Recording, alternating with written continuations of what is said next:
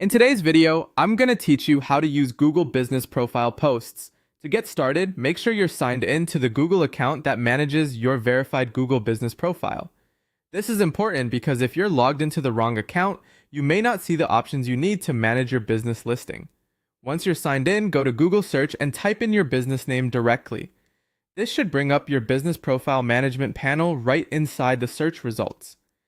Working from this panel is one of the quickest ways to make updates to your profile, including adding visual content that helps customers better understand your business.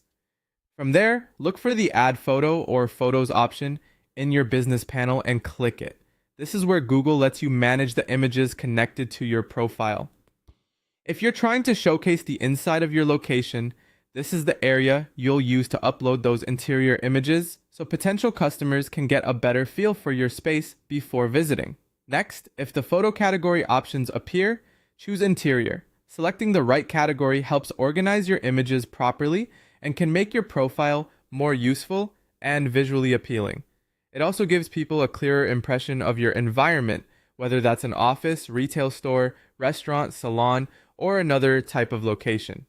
After that, upload your photos by either dragging and dropping them into the upload window or selecting them manually from your computer.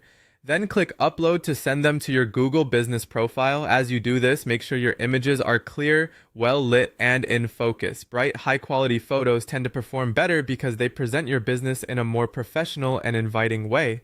Also, keep in mind that your files should be in JPG or PNG format, since those are the standard formats supported for this type of upload.